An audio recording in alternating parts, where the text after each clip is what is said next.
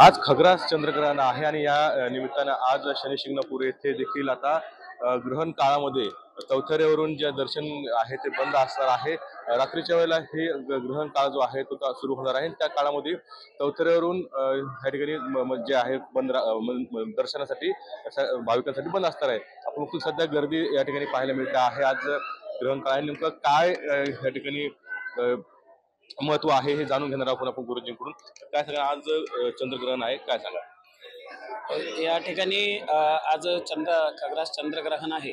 त्या कालावधीमध्ये बाकीचे मंदिर सगळे बंद असतात। आपलं पण मंदिर ग्रहण सुरू झाल्यानंतर म्हणजे ठीक 9:45 वाजता रात्री ते 1:30 वाजेपर्यंत बंद राहणार आहे। आणि आमचा दररोज डेलीचा मंदिर बंदचा कालावधी 10:30 आहे।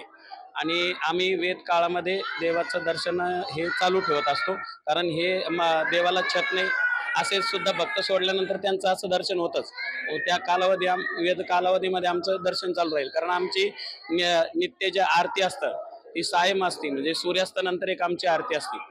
त्यामुळं आमचं वेद काळामध्ये मंदिर सुरू राहणार आहे।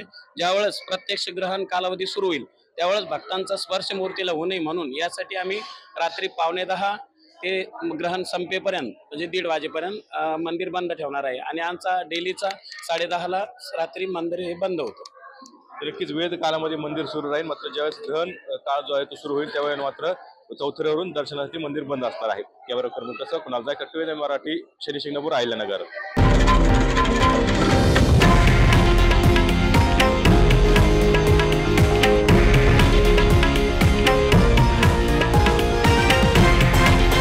हे आहे देशातील नंबर 1 न्यूज नेटवर्क आणि आपण पाहत आहात TV9 मराठी, एकमेव।